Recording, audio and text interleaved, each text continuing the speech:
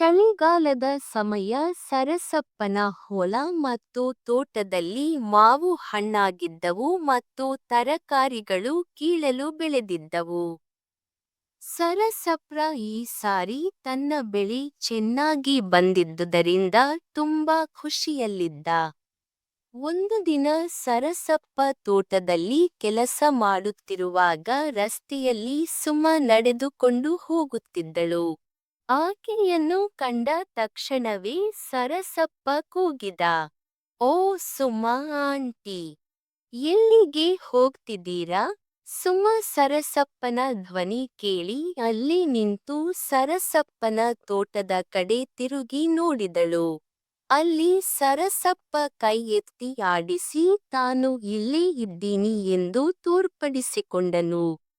ಅಂಗಡಿಗೆ ಹೋಗ್ತಾ ಇದ್ದೀನಿ ಸರಸಪ್ಪ ಎಂದು ಸುಮ ಹೇಳಿದಳು. "ಬನ್ನಿ ಆಂಟಿ, ಇಲ್ಲಿಗೆ ನಿಮ್ಮತ್ರ ಒಂದು ಮುಖ್ಯವಾದ ವಿಷಯ ಮಾತಾಡೋದಿದೆ. ಆಗಲ್ಲ ಅಂತ ಹೇಳ್ಬೇಡಿ. ನಿಮ್ಮ ವಿಡಿಯೋ ನನ್ನತ್ರ ಇದೆ ಗೊತ್ತಲ್ಲ" ಎಂದು ಸರಸಪ್ಪ ಹೇಳಿದ. "ಆ ವಿಡಿಯೋ ಕಥೆ ನೀವು ನೋಡಿಲ್ಲದಿದ್ದರೆ ಈ ತಕ್ಷಣವೇ ಈ ಕಥೆಯ 1ನೇ ಭಾಗವನ್ನು ನಮ್ಮ ಚಾನಲಲ್ಲಿ ನೋಡಬಹುದು. ವಿಡಿಯೋನ ಲೈಕ್ ಮಾಡಿ ಹಾಗೂ ಚಾನಲನ್ನು ಸಬ್ಸ್ಕ್ರೈಬ್ ಆಗಲು ಮರೆಯದಿರಿ. ಬನ್ನಿ ಕಥೆ ಮುಂದುವರೆಸೋಣ. ಸುಮ ಸರಸಪ್ಪನ ಮಾತು ಕೇರಳಿ ದಾರಿಯಲ್ಲಿ ಅತ್ತ ಇತ್ತ ನೋಡುತ್ತಾ ಬೇಲಿಯನ್ನು ದಾಡಿ ಹೊಲದ ಒಳಗೆ ಬರುತ್ತಾಳೆ. "ಅದೇನು ಮುಖ್ಯವಾದ ವಿಷಯ ಸರಸಪ್ಪ?" ಎಂದು ಸುಮ ಕೇಳಿದಳು. "ಬನ್ನಿ ಆಂಟಿ, ಗುಡಿಸಲಲ್ಲಿ ಕೂತ್ಕೊಂಡು ಮಾತಾಡೋಣ" ಎಂದು ಸರಸಪ್ಪ ಹೇಳಿದ. "ಅಯ್ಯೋ, ಗುಡಿಸಲಿಗೆ ಯಾಕೆ? ಬೇಡ, ನಾನು ಬರಲ್ಲ" ಎಂದು ಭಯದಿಂದ ಸುಮ ಹೇಳಿದಳು. "ಅಯ್ಯೋ ಸುಮ ಆಂಟಿ, ಹಿಂದಿನ ಸಾರಿ ಆದ ಹಾಗೆ ಏನೂ ಆಗಲ್ಲ, ಬನ್ನಿ ನನ್ನ ಜೊತೆ" ಎಂದು ಸರಸಪ್ಪ ಹೇಳಿ ಮುಂದೆ ನಡೆದ. ಸುಮ ಅವನನ್ನೇ ಹಿಂಬಾಲಿಸಿದಳು. ಗುಡಿಸಲಿನ ಒಳಗೆ ಕೂರಿಸಿ ಆಕೆಗೆ ಸರಸಪ್ಪ ಎಳನೀರನ್ನು ಕೆತ್ತಿಕೊಟ್ಟನು. "ಇದೇನು ಸರಸಪ್ಪ, ತರಕಾರಿ ಕಳ್ಳಿಯಾದ ನನಗೆ ಇಷ್ಟೊಂದು ಮರ್ಯಾದೆ ಕೊಡ್ತಾ ಇದ್ದೀಯಾ? ಏನ್ ವಿಷ್ಯ?" ಎಂದು ಕೇಳಿ ಎಳನೀರು ಒಂದು ಗುಟುಕು ಕುಡಿದಳು. "ಆಂಟಿ, ನಾನು ಮದುವೆ ಆಗಬೇಕು ಅಂತ ಅಂದುಕೊಂಡಿದ್ದೀನಿ" ಎಂದು ಸರಸಪ್ಪ ನಾಚುತ್ತಾ ಹೇಳಿದಾಗ ಸುಮಗೆ ಭಯ ಶುರುವಾಯಿತು. ಈತ ಮದುವೆಯಾಗಲು ತನ್ನನ್ನೇ ಕೇಳುವನೇ ಎಂದು ಮನಸ್ಸಿನಲ್ಲಿ ಅಂದುಕೊಂಡಳು. "ಮದುವೆನಾ ಮಾಡ್ಕೋ ಸರಸಪ್ಪ, ಇದನ್ನ ನಂಗೆ ಯಾಕೆ ಹೇಳ್ತಾ ಇದೀಯಾ?" ಎಂದು ಕೇಳಿದಳು ಸುಮ. ಸರಸಪ್ಪ ನಾಚುತ್ತಾ ಹೇಳಿದ, "ಇದಕ್ಕೆ ನಿಮ್ಮ ಸಹಾಯನೂ ಬೇಕು ಆಂಟಿ. ನಿಮ್ಮ ಪಕ್ಕದ ಮನೆ ಶೋಭಾ ಟೀಚರ್ ಇದ್ದಾಳಲ್ಲ, ಅವಳು ಅಂದ್ರೆ ನನಗೆ ತುಂಬಾ ಇಷ್ಟ" ಅಂದನು. ಸುಮಗೆ ಇದನ್ನು ಕೇಳಿ ಸಮಾಧಾನವಾಯಿತು. ಈತನ ಕಣ್ಣು ತನ್ನ ಮೇಲೆ ಬಿಟ್ಟು ಬೇರೆ ಹುಡುಗಿಯ ಮೇಲೆ ಇದೆ ಎಂದು ಕೊಂಚ ನಿರಾಳವಾದಳು. ಶೋಭಾ ತನ್ನ ಪಕ್ಕದ ಮನೆಯವಳಾಗಿದ್ದರಿಂದ ನನ್ನ ಸಹಾಯ ಕೇಳುತ್ತಿದ್ದಾನೆ ಎಂದು ಸುಮಗೆ ಅರಿವಾಯಿತು. "ಶೋಭಾ ಬಗ್ಗೆ ನಿಂಗೆ ಗೊತ್ತಾ ಸರಸಪ್ಪ? ಆಕೆಯನ್ನು ಮಂಡ್ಯದ ಒಬ್ಬ ಹುಡುಗನ ಜೊತೆ ಮದುವೆ ಮಾಡಲಾಗಿತ್ತು. ಆದ್ರೆ ಆತ ಮದುವೆ ಆದ 3 ತಿಂಗಳಲ್ಲಿ ಆಕ್ಸಿಡೆಂಟ್ನಲ್ಲಿ ಸತ್ತು ಹೋದ. ನಂತರ ಶೋಭಾ ತನ್ನ ತವರು ಮನೆಗೆ ವಾಪಸಾದಳು. ಈಗ ಪ್ರಾಥಮಿಕ ಶಾಲೆಯಲ್ಲಿ ಟೀಚರ್ ಆಗಿ ಕೆಲಸ ಮಾಡುತ್ತಿದ್ದಾಳೆ" ಎಂದು ಸುಮ ಶೋಭಾಳ ಇತಿಹಾಸ ಹೇಳಿ ಮುಗಿಸಿದಳು. ಸರಸಪ್ಪ, "ಅದೆಲ್ಲ ನಂಗೆ ಗೊತ್ತು ಆಂಟಿ. ನಂಗೆ ಶೋಭಾನೇ ಬೇಕು. ಅವಳನ್ನ ನೋಡ್ತಾ ಇದ್ರೆ ನನ್ನ ಮೈಯೆಲ್ಲ ಕರೆಂಟು ಹರಿದಾಡುವಂತೆ ಆಗುತ್ತೆ. ಅವಳನ್ನು ಅಪ್ಪಿ ಮುದ್ದಾಡೋಣ ಅಂತ ಅನಿಸುತ್ತೆ" ಪ್ಲೀಸ್ ನನಗೆ ಸಹಾಯ ಮಾಡಿ ಆಂಟಿ. ಶೋಭಾಳ ಜೊತೆ ನನ್ನ ಬಗ್ಗೆ ಒಳ್ಳೆಯ ಮಾತುಗಳನ್ನು ಆಡಿ ಸ್ವಲ್ಪ ಬಿಲ್ಡಪ್ ಕೊಡಿ ಎಂದು ಸರಸಪ್ಪ ಸುಮಾಳ ಬಳಿ ಕೋರಿಕೊಂಡ. ನಿನ್ನ ಬಗ್ಗೆ ಒಳ್ಳೇದು ಮಾತಾಡೋದಾ? ಅವತ್ತು ನನ್ನ ಜೊತೆ ಇದೇ ಗುಡಿಸಲಲ್ಲಿ ನನ್ನ ಹಣ್ಣನ್ನು ಹಿಂಡಿ ರಸ ಕುಡಿದೆ. ಹೂವನ್ನ ಹಿಸುಕಿ ಪುಡಿ ಮಾಡಿದೆ. ಅದನ್ನೆಲ್ಲ ಇನ್ನೂ ನಾನು ಮರೆತಿಲ್ಲ ಎಂದು ಸುಮ ಅಂಜಿಕೆಯಿಂದ ಹೇಳಿದಳು. ಅಯ್ಯೋ, ಅದೊಂದು ಕೆಟ್ಟ ಘಳಿಗೆ ಅಂತ ಅಂದ್ಕೊಳ್ಳಿ ಆಂಟಿ. ಅವತ್ತು ನಿಮ್ಮದು ಕೂಡ ತಪ್ಪಿತ್ತು. ನನ್ನ ಹೊಲಕ್ಕೆ ನುಗ್ಗಿ ತರಕಾರಿ ಕದಿಯಲು ಬರದಿದ್ದರೆ ಅದೆಲ್ಲ ನಡೆಯುತ್ತಲೇ ಇರಲಿಲ್ಲ. ಆದ್ರೂ ನಾನು ಮಾತ್ರ ಮಜಾ ತಗೊಂಡಿಲ್ಲ. ನಿಮಗೂ ಕೂಡ ಮಜಾ ಆಗಿತ್ತು ತಾನೇ ಎಂದು ಸರಸಪ್ಪ ಹೇಳಿದಾಗ ಸುಮ ತಲೆ ತಗ್ಗಿಸಿ ನಕ್ಕಳು. ಆಹಾ ಆಂಟಿ, ನಿಮ್ಮ ನಗು ಎಷ್ಟು ಚಂದ ಎನ್ನುತ್ತಾ ಸರಸಪ್ಪ ಸುಮಾಳ ಕೆನ್ನೆ ಹಿಂಡಿದ. ಅದೆಲ್ಲ ಬಿಡು ಸರಸಪ್ಪ, ನನ್ನ ಕೈಯಿಂದ ಈ ಕೆಲಸ ಆಗೋದಿಲ್ಲ ಎಂದು ಸುಮ ಹೇಳಿದಾಗ ಸರಸಪ್ಪ ಬೇಜಾರುಗೊಂಡ.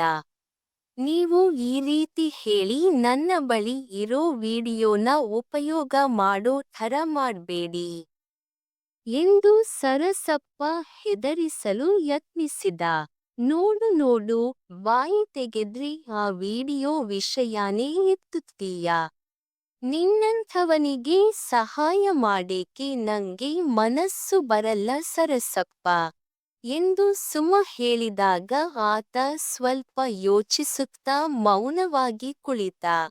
ಸರಿ, ಹಾಗಾದ್ರೆ ನೀವು ನಂಗೆ ಶೋಭಾಳನ್ನು ಮದುವೆ ಆಗೋಕೆ ಸಹಾಯ ಮಾಡಿ. ಆನಂತರ ನಾನು ಈ ವಿಡಿಯೋನ ಡಿಲೀಟ್ ಮಾಡುತ್ತೀನಿ. ಏನಂತೀರಿ? ಸರಸಪ್ಪ ವಿಡಿಯೋ ಡಿಲೀಟ್ ಮಾಡುತ್ತಾನೆ ಎಂಬುದನ್ನು ಕೇಳಿ ಸುಮಳಿಗೂ ಆಶಾಭಾವ ಮೂಡಿತು. ಹೇಗಾದರೂ ಆ ವಿಡಿಯೋದಿಂದ ಮುಕ್ತಿ ಪಡೆದು ನೆಮ್ಮದಿಯಿಂದ ಇರಬೇಕು ಎಂದು ಅಂದುಕೊಂಡು ಸುಮ ಸರಸಪ್ಪನಿಗೆ ಸಹಾಯ ಮಾಡಲು ಒಪ್ಪಿಕೊಂಡಳು. ಸಂಜೆ ಶೋಭಾ ತನ್ನ ಮನೆ ತಲುಪಿದಾಗ ಸುಮು ತನ್ನ ಮನೆಯ ಅಂಗಳದಲ್ಲಿ ಕಸ ಗುಡಿಸುತ್ತಿದ್ದಳು. ಎರಡು ಮನೆಯ ನಡುವೆ ಮರದ ಬೇಲಿಯನ್ನಷ್ಟೇ ಹಾಕಿದ್ದರು. ಬಿಡುವಿನ ಸಮಯದಲ್ಲಿ ಶೋಭಾ ಮತ್ತು ಸುಮ ಬೇಲಿಯ ಬಳಿ ಬಂದು ಹರಟೆ ಹೊಡೆಯುತ್ತಿದ್ದರು. ಶೋಭಾಳನ್ನು ನೋಡಿದ ತಕ್ಷಣ ಸುಮ ಪೊರಕೆಯನ್ನು ಅಲ್ಲೇ ಇಟ್ಟು ಬೇಲಿಯ ಹತ್ತಿರ ಬಂದು ಶೋಭಾಳನ್ನು ಕರೆದಳು. ಶೋಭಾ ಸುಮಳ ಬಳಿ ಬಂದಳು. ಏನೇ ಶೋಭಾ, ಎಷ್ಟು ದಿನ ಹೀಗೆ ಒಬ್ಬಂಟಿಯಾಗಿ ಇರ್ತೀಯಾ? ತೊಡೆಗಳ ಸೆರೆಯಲ್ಲಿ ಕೆರೆದುಕೊಳ್ಳೋ ಮನಸ್ಸಾಗುವುದಿಲ್ಲವೇನೆ ನಿಂಗೆ ಎಂದು ಸುಮ ಹೇಳಿದಾಗ ಶೋಭಾಗೆ ಆಶ್ಚರ್ಯ ಆಯಿತು. ಏನ್ ಸುಮಕ್ಕ, ನೀವು ಈ ರೀತಿ ಮಾತಾಡ್ತಾ ಇದ್ದೀರಿ? ಏನಾಯಿತು ನಿಮಗೆ ಎಂದು ಶೋಭಾ ಕೇಳಿದಳು. ಮತ್ತಿನ್ನೇನೆ, ಹೀಗೆಯೇ ವಿಧವೆಯಾಗಿ ಎಷ್ಟು ದಿನ ಅಂತ ಓಡಾಡ್ತಾ ಇರ್ತೀಯ? ನಿನ್ನನೆ ನೀನು ಕನ್ನಡಿ ಮುಂದೆ ನೋಡ್ಕೋ. ಮೈಕೆಯೆಲ್ಲ ತುಂಬಿ ಒಳ್ಳೆ ಫಿಗರ್ ಹೊಂದಿದ್ದೀಯ. ಊರಿನ ಎಲ್ಲಾ ಗಂಡಸರು ನಿನ್ನನ್ನ ಆಸೆಗಣ್ಣಿನಿಂದ ನೋಡ್ತಾ ಇರ್ತಾರೆ. ನಂಗೂ ಇದನ್ನೆಲ್ಲ ನೋಡ್ಕೊಂಡು ಸಹಿಸೋಕೆ ಆಗ್ತಾ ಇಲ್ಲ. ತುಂಬಾ ಬೇಜಾರಾಗುತ್ತೆ ಶೋಭಾ ಎಂದು ಹೇಳಿ ತನ್ನ ಮೊಸಳೆ ಕಣ್ಣೀರು ಸುರಿಸಲು ಶುರುಮಾಡಿದಳು. ಸುಮಕ್ಕ, ನನ್ನ ಮೇಲೆ ಎಷ್ಟು ಕಾಳಜಿ ನಿಮಗೆ. ಆದರೆ ನಂಗೆ ಈಗ ಮದುವೆ ಅಂದ್ರೆ ಆಸೆನೇ ಹೊರಟು ಹೋಗಿದೆ ಎಂದು ಶೋಭಾ ಹೇಳಿದಳು. ಮದುವೆ ಆಗ್ಬೇಕು ಕಣೆ. ಹೆಣ್ಣು ಅಂದ ಮೇಲೆ ಮದುವೆ, ಮಕ್ಕಳು ಅಂತ ಇರಲೇಬೇಕು. ನಿನ್ನ ಯಾವಾನ ಈ ರೀತಿ ವೇಸ್ಟ್ ಆಗೋಕೆ ಬಿಡಬಾರದು. ನನ್ನತ್ರ ನಿಜ ಹೇಳು. ದಾರಿಲಿ ಯಾವನೋ ಹ್ಯಾಂಡ್ಸಮ್ ಹುಡುಗ ಕಾಣಿಸಿದ್ರೆ ರಾತ್ರಿ ಅವನನ್ನು ನೆನೆಯುತ್ತಾ ಕೈ ಕೆಳಗೆ ಹೀಗಲ್ವೇನು ಎಂದು ಸುಮ ಕೇಳಿದಳು. ಶೋಭಾ ಅದನ್ನು ಕೇಳಿ ತಲೆ ತಗ್ಗಿಸಿದಳು. ನೀವು ಹೇಳ್ತಿರೋದು ಸರಿನೇ ಸುಮಕ್ಕ. ಆದರೆ ವಿಧವೆಯಾಗಿರೋ ನನ್ನನ್ನ ಮದುವೆ ಆಗೋಕೆ ಯಾರು ಮುಂದೆ ಬರುತ್ತಾರೆ ಎಂದು ಶೋಭಾ ನಿರಾಶೆಯಿಂದ ಕೇಳಿದಳು. ಅದಕ್ಯಾಕೆ ಚಿಂತೆ ಮಾಡ್ತೀಯ? ನಮ್ಮ ಸರಸಪ್ಪ ಇಲ್ವೇನೆ ನಿನ್ನನ್ನ